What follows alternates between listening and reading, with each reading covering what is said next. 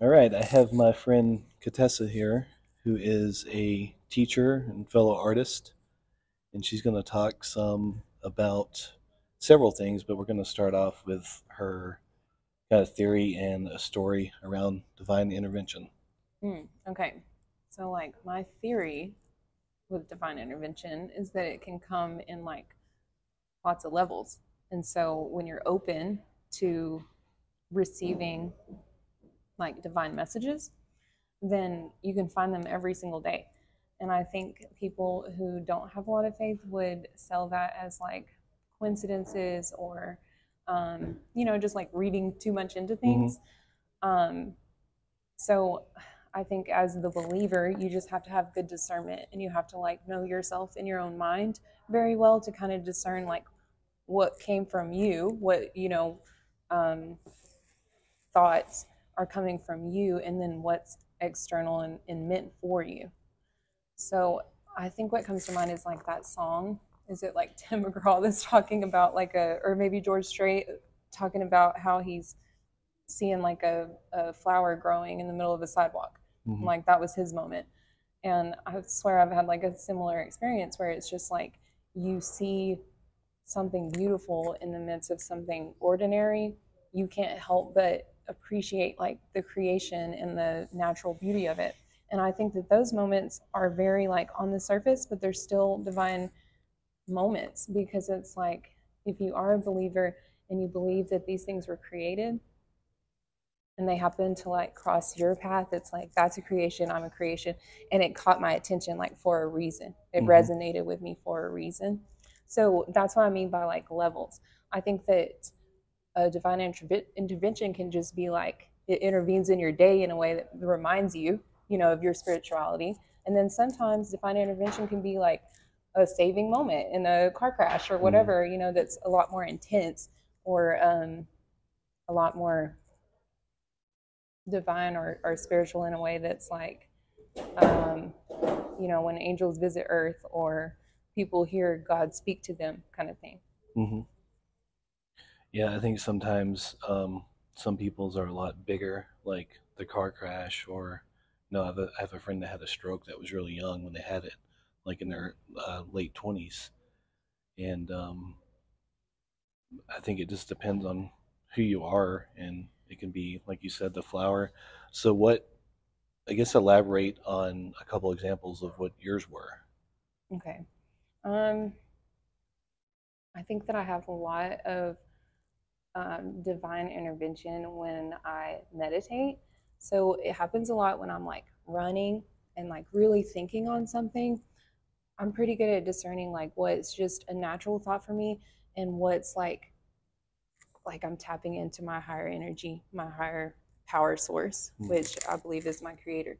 And so that's my normal experience. Um, lately in like the home that I just started renting, it has like the upper deck, and so I spend a lot of time in my little hammock just kind of talking to God, and I feel very directed. Like I feel like my every day is very directed by God. But this is kind of part of a journey that I've already been on because of a more intense divine intervention. So my latest relationship was really rocky and just toxic. There was a lot of arguing. And I felt like through that experience, I was really lost and really even kind of questioning my spirituality, and just not the same person, kind of down. And that person definitely got the best of me. Would get me emotional, and then I would react to those emotions, and we would be hollering at each other. And so we were kind of having one of those days where we were arguing, and I keep my books on this little like bench, and it has like a lower shelf. And so sometimes the end book would get knocked off. And so in this high intense moment, like arguing with my ex-boyfriend, I knew I needed like something to bring me back down, ground me, to get out of that emotional state. And so that this book had just happened to be the one that fell on the floor. I just picked it up, not really thinking, but just like, okay, I'm going to read until I feel better, until I don't Hmm. feel like I need to be screaming at this person anymore. And so that book is called Uninvited, and I can't think of the author right now, but Uninvited. And I had had it for a long time. And when I read it that first time, it didn't um, it didn't really resonate with me yet, but it worked to get me under control as far as like my emotions. And so I kept using that book as a way to just stay in Mm-hmm. control of myself and my emotions throughout the problems that I was having with this person. And so I would say I would read a couple of chapters at a time, just pacing back and forth, reading out loud. And I would say after like 2 or 3 times, the book started to really like grab my attention in a way that's like, wait, I was meant to read this. Mm-hmm. And it was just so personal to me. And I just want to cry every time I tell this story because I think about it, just feels like God handed me like a roadmap to get out of like that place that I was in, that relationship, that state of mind, all of it. And it was like, that's what I needed. And everything, every message that I needed to know, it was like it was in that book. And every time that I read it, it was just an experience. And that's what essentially ended that relationship and helped me to like get back on my feet and get out of there. Mm-hmm. So I call this like a more intense divine intervention because of the story of the book. So this book, Uninvited, it had been with me. I'm not like a clutter person. And so I read a book, and if I know I'm not going to read it again, if it's not a keeper, I just get rid of it. And so I probably keep maybe 20, 25 books at a time. But this one hung around because I had never read it before.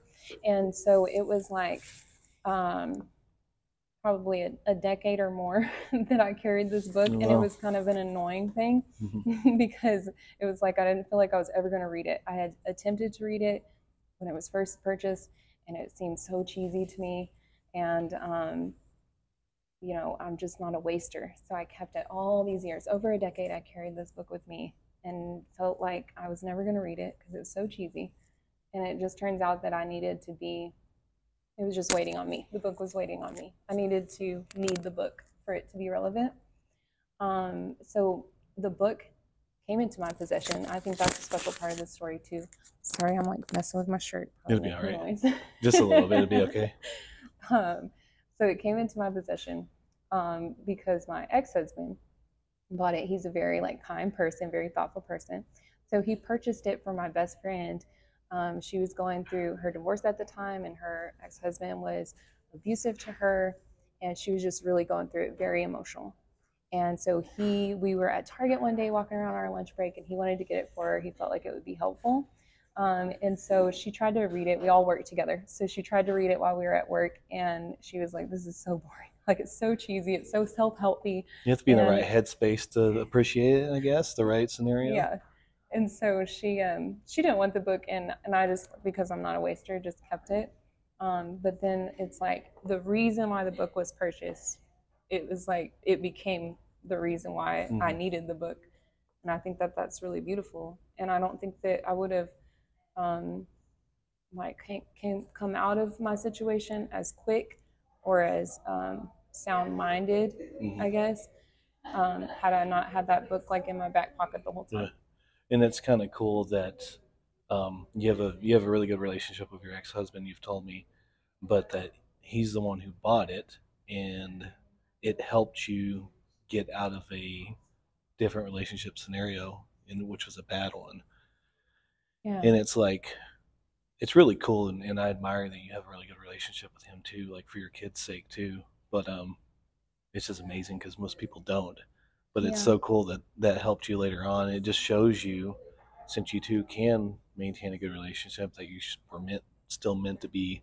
Like, there's something divine about that too, I think. Yeah, like as you were saying that about how Anthony is the one that purchased it for me, my ex-husband.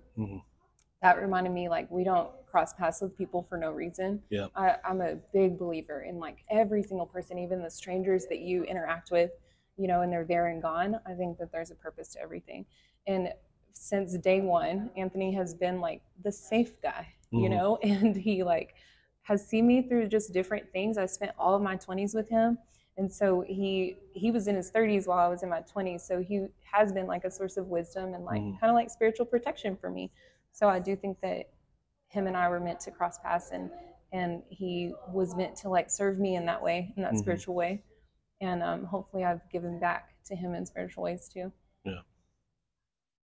How do you talk about spirituality with your kids, and what do you tell them, and do you try to coach them, or do you just let them figure out a lot of that themselves, or both? Because I think it's a very personal thing that I want my kids to know the foundation around like being a Christian, but I also don't want them to be closed-minded, and I want them to be Mm, open to even like I like a lot of Buddhist ideas, and I'm a yes. Christian, but um, at the end of the day, I think most religions and the goal in them is just treat others with love and kindness and Hmm. respect. And if Yeah. we're all doing that, I don't really care what your background or religion is. Like, we just need to love each other and be kind. Yeah. And if any religion that teaches that, like, I'm down for it. Yeah. I'm not gonna. I can be your best friend, and you could be a non-Christian. Yeah. So, And I've heard it said that God is love, like hmm just a power source of love, and that's actually God. And I think that's really beautiful. And when you look at it that way, then there can be lots of different forms of God here on earth, hmm like the Christian God and the Buddhist God, and and whatever else. As long yeah, as like I feel like your faith is like based on love, I don't think you're wrong. So going back to like the kids, I agree, and that's kind of a big deal for me how I hmm do spirituality with my kids. I grew up in like a strict Hispanic Catholic household. We did mass every Saturday. We kind of lived out in the country, and so we did like the Saturday evening mass. But for kids, like, okay, hmm that was our Saturday night, yeah. having to go to church. And so it was Like, you kind of knew like that's put what a, you're doing no matter what. yeah. And so it kind of put like a negative connotation to going to church, like it was a task or like something we Mm-hmm. had to do that we didn't really want to do. And I don't think that that is the right way to go about it. Um, I do think that structure is nice for children and routine and just like having a good understanding of like this is what our family believes and this is how we're operating. But when you make it such a rigid thing, I think it tends to drive people away, and especially kids. And when they get to a point, if it was so rigid for them and so it didn't really like do, it didn't give them any kind of gratification, Mm-hmm. and it was more of just like a task. Um, then I think that when those kids come into adulthood and they're able to make their own decisions, that's one of the first things to go like, I'm not going to church. Yeah, that's what I did. Yeah. And so I definitely just kind of let my kids direct me on what they're feeling. Now that, especially now that they're older, but like you were saying, when they were younger, we had lots of conversations of what I believe personally. So not necessarily trying to cram religion, like we go to church and here's all the rules. Um, but I would just share naturally in conversation, like, um, yeah, so like God created you and you have this purpose in you, and so they're Mm-hmm. familiar with that kind of concept, so that it makes it more easy for them as adults if they feel like they want to tap into their spiritual side or explore religion. They have like the foundations Mm-hmm. that I would want them to have. As far as like religion, I still raise them somewhat Catholic. I don't like play by all the rules, but I try to give them that foundation because there are some parts of Catholicism that I value, Mm-hmm. and so those parts I will explain the rules because it's not just a rule; it's like a belief. So we respect this because this, you Mm-hmm. know.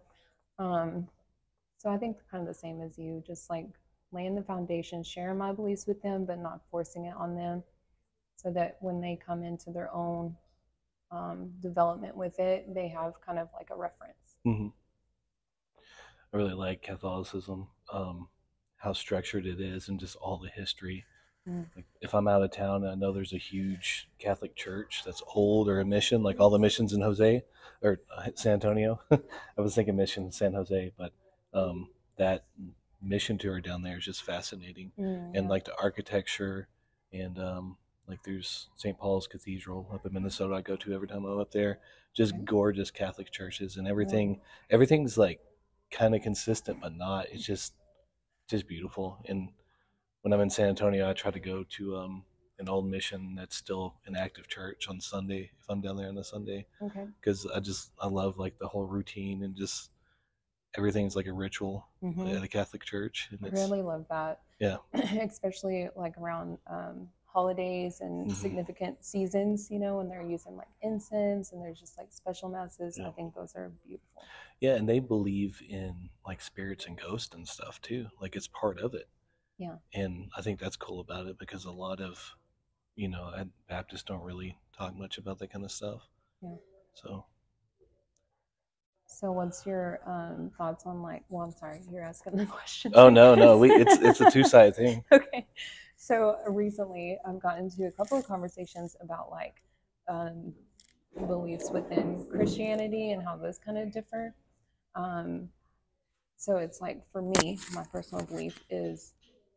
um, my personal belief is God the Father and the Son and the Holy Mm-hmm. Spirit are all one Yeah. being, but can kind of operate separately in like a divine way that's not quite understandable, or like, I don't know, we can't quite Mm-hmm. conceive it with our minds. And I think that belief is really instilled in me from being Catholic, because that's definitely like the teaching. Yeah, the Is Holy that Trinity. similar for you? Yeah, I think so. I think they're separate too, but I tend to think of God a lot of the time in my head as one being more often than split out. Mm-hmm. But I also believe, and I've talked about this before in a different podcast, but obviously not with you, but I still feel like um, God is beyond my comprehension. Mm-hmm. And that's one thing that makes me believe because I don't think as a human, I can fully wrap my head around it. And that's what helps tie in some of the science and things that dispute it. Like a lot of people argue even Big Bang and everything. And there's always something coming out that tries to disprove Christianity, even the biblical age of the earth, and it talks about 6,000 years. And Mm-hmm. I think people try to take that too literal and try to take the Bible verbatim, Yes. and you can't because it's like any book. There's tall tales. It's been Folklore. translated in a few different languages, and there's always something that doesn't make it over. But I also think the Bible has been highly manipulated, and like King James version, who knows what? I mean, for a while that was the only book there was, and they didn't want people to read. Mm-hmm. But so who knows what has been misconstrued and was used? A lot of Christians have been conquerors, like all of humanity, but it's been used for greed and hunger and power. Mm-hmm. And there's been a lot of things done in the name of the Bible, and early on Catholicism, um, and they used it to justify what they were doing when they really just wanted to conquer people. And so there's a I keep in mind that there's that side of it too, but that doesn't take away from my belief in God. And I remember I've been back and forth between being agnostic and being a Christian, and we're talking about little things that moments that hit you, and you're like, okay, this doesn't seem like a big deal. It wasn't. I haven't had any near-death experiences I've survived or anything like that. Um, I haven't had any that I didn't survive either. The way I said that, I remember. So I've had my kids, and I've been raising them by myself since 2016. So like 7 years now, almost exactly. And I remember I took them on vacation down at the beach, Surfside Beach, down on the Texas coast, and I was kind of on the line at that point, um, kind of going back and forth. I just had a relative pass away, and I was upset over it. But I remember they were sitting in the ocean just barely, and there was just the most gorgeous sunset like behind them, and it was just their silhouettes. And I was just sitting there behind them watching them, and I was like, okay, I believe in God again. Like that moment, something about it. Like it's so beautiful. I'm like, can't deny that it's like has bigger purpose. Yeah, like I was just thinking at that moment, like I got divorced from their mom. We had issues, but I still have them, and there's something divine about that. Mm-hmm. So I think I rabbit holed a little bit, but still talking about the same thing. That's okay. Just to piggyback off of that, like having kids, I feel like is really beautiful because it's like God has something in you that He wanted to carry on. Mm-hmm. I think like carry on your story. He liked you enough to keep it going. Yeah. Okay, so going back to like the three different parts of the Holy Trinity. I'm gonna stop it for a second. Okay. My leg's numb. It's ridiculous. That's what I get for sitting like that. Like an old man.